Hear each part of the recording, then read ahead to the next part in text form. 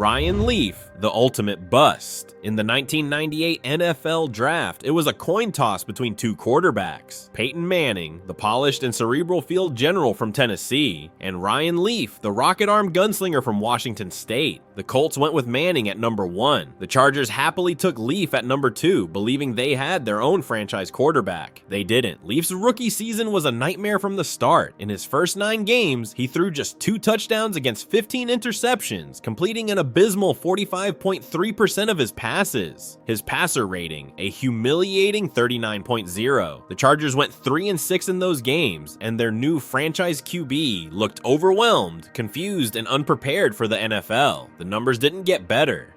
Over his short career, Leaf went 4-17 as a starter, throwing 14 touchdowns to 36 interceptions with a completion percentage under 50%. He never posted a season with more touchdowns than picks. He wasn't just bad, he was historically unplayable, and the disaster wasn't confined to the field. Leaf routinely fought with coaches and teammates, once being suspended for screaming at the Chargers general manager. He famously blew up at a reporter in the locker room, shouting, "Knock it off," while teammates had to restrain him. His attitude was toxic, his preparation non-existent. By 2001, he was released. Other teams gave him a shot out of pure desperation. The Buccaneers signed him, then cut him before he ever played a snap. The Cowboys brought him in for 3 starts. He went 0-3 with 1 touchdown and 3 interceptions. Seattle gave him a look in 2002, and Leaf retired at just 26 years old. Ryan Leaf is remembered not just as a bust, but as the bust, the standard against which every failed quarterback prospect is measured. The Chargers had their franchise destroyed by a pick that set them back for years, while the Colts built one of the greatest dynasties in football around Manning. One pick defined 2 franchises. One soared into history, the other collapsed under the weight of Ryan Leaf. JaMarcus Russell, the $61 million disaster. If Ryan Leaf is the most infamous bust of the 1990s, then JaMarcus Russell owns the 2000s. He wasn't just bad, he was one of the most overpaid, underprepared, and unmotivated quarterbacks ever to step on an NFL field. Coming out of LSU, Russell looked like a once-in-a-lifetime talent. He stood 6 feet 6 inches, weighed 260 pounds, and had the kind of arm strength that made scouts drool. At his pro day, he casually launched a ball 70 yards downfield, flat-footed, and NFL executives lost their minds. The Oakland Raiders made him the first overall pick in the 2007 NFL Draft, handing him a 6-year, $61 million contract with $32 million guaranteed. One of the richest rookie deals in league history. The return on that investment? Nothing short of catastrophic.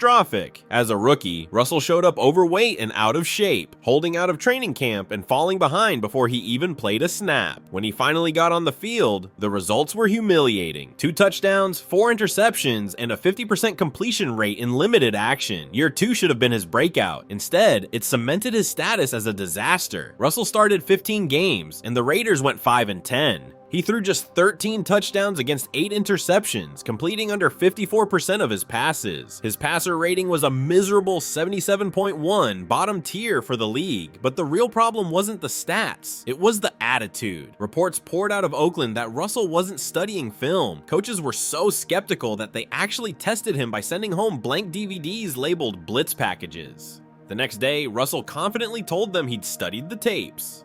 He hadn't.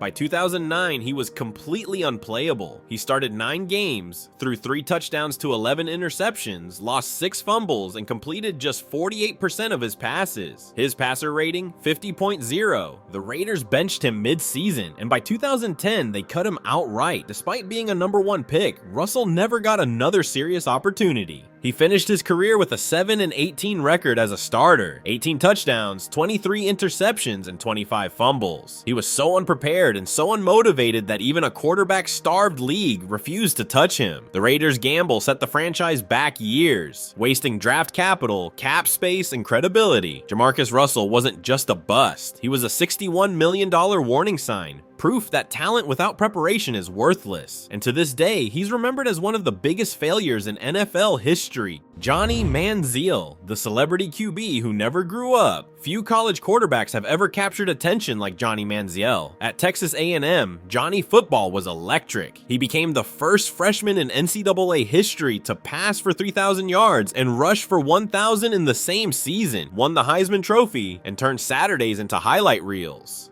His improvisation, scrambling, and swagger made him must-watch TV, and it wasn't just his play. Manziel became a celebrity. Courtside with LeBron James, parties with Drake, money sign celebrations after touchdowns. He wasn't just a quarterback, he was a brand. And when the Cleveland Browns drafted him in the first round of the 2014 NFL Draft, fans believed they finally had hope after years of misery. It didn't take long for that dream to collapse. As a rookie, Manziel appeared in 5 games and started 2. His stats were abysmal: 0 and 2 as a starter, 175 passing yards, 0 touchdowns, 2 interceptions, and a 54.1% completion rate. But the bigger disaster was off the field. Reports swirled about late-night partying, missed team activities, and a total lack of preparation. By the end of his rookie season, he checked into rehab. Year 2 brought no progress. He played in 10 games, throwing 7 touchdowns against 5 interceptions, but his reputation was already shot. He was photographed in Las Vegas the night before a game, wearing a disguise and gambling while his teammates prepared. Coaches described him as immature, unfocused, and unwilling to learn. By 2016, the Browns had seen enough. After just 14 career games, Johnny Manziel was cut. His career totals: 7 touchdowns, 7 interceptions, 2 and 6 as a starter, and a completion percentage under 58%. That's not just a bust, that's a flameout. In a league where teams hand out second and third chances to quarterbacks who can barely throw, Manziel never signed another NFL contract. Johnny Manziel was everything wrong with drafting hype over substance. He was more interested in fame than football, more committed to the lifestyle than the playbook. And in the end, he went down as one of the fastest, ugliest implosions the league has ever seen. Tim Couch, the face of the new Browns who never had a chance. When the Cleveland Browns returned to the NFL in 1999, they needed a quarterback to be the face of their rebirth. With the first overall pick, they chose Tim Couch out of Kentucky. At 6 feet 4 inches with a smooth release, Couch had put up video game numbers in Hal Mummy's air raid offense. Nearly 4,300 passing yards and 36 touchdowns in his final season. Cleveland believed they had their franchise cornerstone. Instead, they drafted a punching bag. From the moment Couch stepped onto the field, he was doomed. The Browns' expansion roster had no offensive line, no playmakers, and no stability. As a rookie, Couch was sacked 56 times. Over his first 2 seasons, he was sacked more than 100 times. No quarterback survives that kind of punishment. His mechanics broke down, his confidence shattered, and his body paid the price. Across 5 seasons, Couch started 59 games. His career record: 22 and 37. He threw 64 touchdowns against 67 interceptions. His career passer rating: 75.1. In only 1 season, 2002, did he take the Browns to the playoffs, and even then, he didn't start the postseason game because he was injured. That became the story of his career. Beaten down, banged up, never able to stay on the field. By 2004, the Browns cut him. Other teams took a look. The Packers, the Bears, but his body was finished. At just 27 years old, Couch's NFL career was over. The tragedy of Tim Couch isn't just his numbers, it's what he represented. He was supposed to be the savior of a returning franchise, the quarterback who gave Cleveland hope. Instead, he became the first entry on the Browns' infamous quarterback carousel,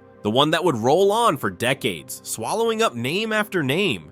Tim Couch wasn't just a bust, he was the first symbol of a curse. A quarterback with talent, destroyed by an organization that gave him no chance. Joey Harrington, the Lions' savior who never saved anything.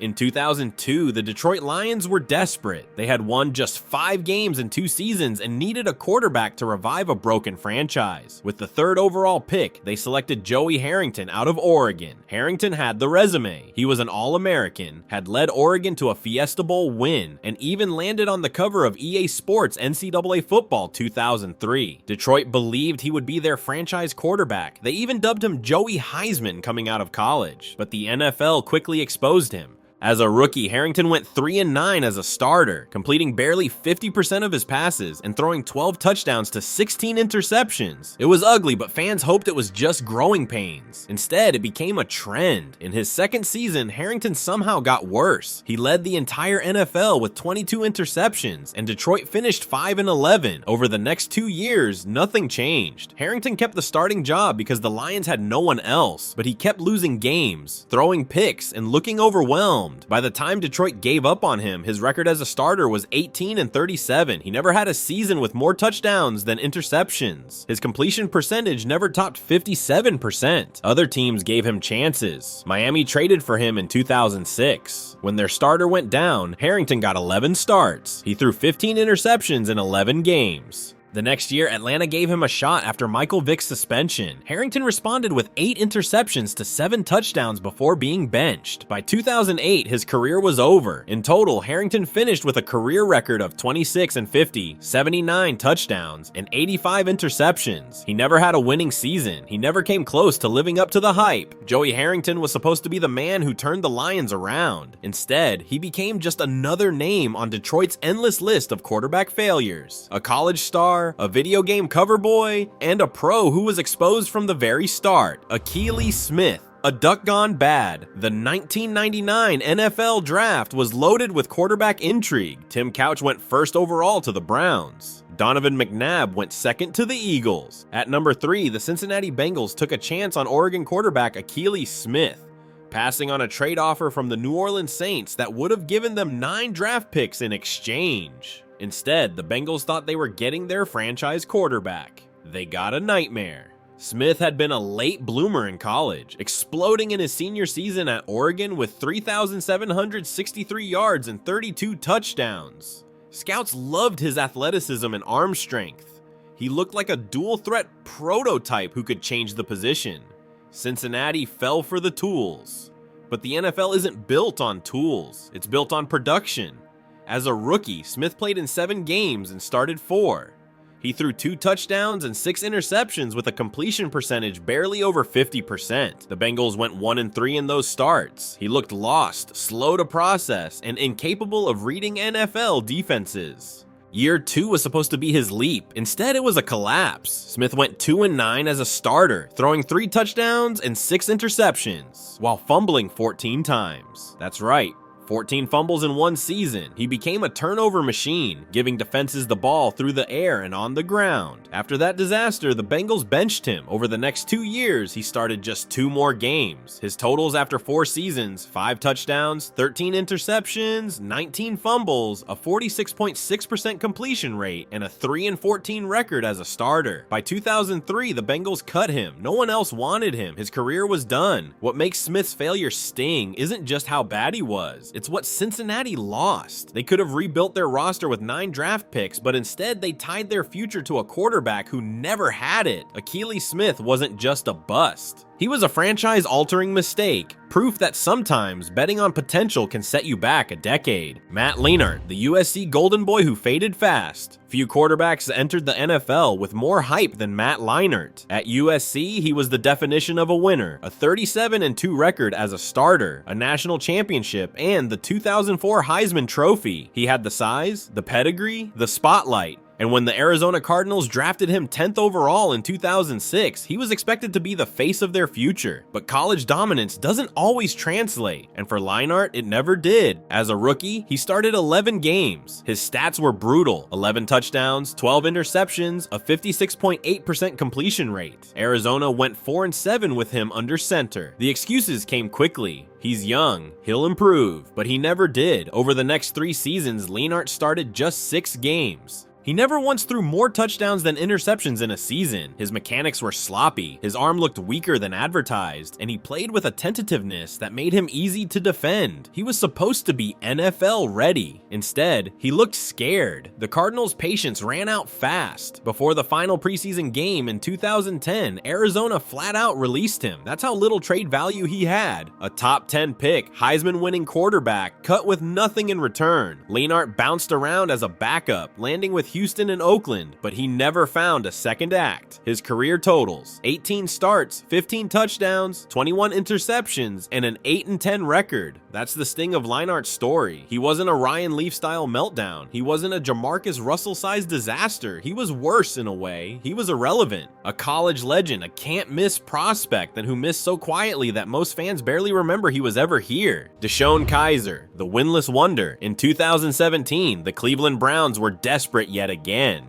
They drafted DeShone Kizer out of Notre Dame in the second round, hoping he could be the next franchise quarterback to break their endless cycle of failure. At 6 feet 4 inches with a strong arm and athleticism, Kizer looked the part. Cleveland gave him the starting job right away. What followed was one of the worst seasons a quarterback has ever played. Kizer started 15 games in 2017. He threw 11 touchdowns and 22 interceptions, completing just 53.6% of his passes. His passer rating? A league worst 60.5. He fumbled 9 times, losing 6 of them, bringing his total turnovers to 28 on the year. Every game felt the same. Forced throws, bad reads, sloppy ball security. He wasn't just losing, he was handing wins to the other team. The Browns went 0-15 in his starts. That's right. Kizer never won a single game as a starter. He became only the second quarterback in NFL history to start 15 or more games in a season and not win once. His lowlight came in Week 11 against the Jaguars when he threw 2 interceptions and fumbled 3 times, one of which was returned for a touchdown. It was a performance so bad, it felt like parody. By the end of the season, the Browns had seen enough. They traded him to the Packers, where he played 3 more games and threw 2 more interceptions without a touchdown. By 2019, he was out of football completely. DeShone Kizer's final career line: 0-15 as a starter, 11 touchdowns, 24 interceptions, 53% completions, and one of the ugliest rookie seasons ever recorded. In a franchise filled with quarterback disasters, Kizer still stands out. He wasn't just bad, he was historically bad, and his single season as Cleveland's starter will forever be remembered as the year the Browns hit rock bottom.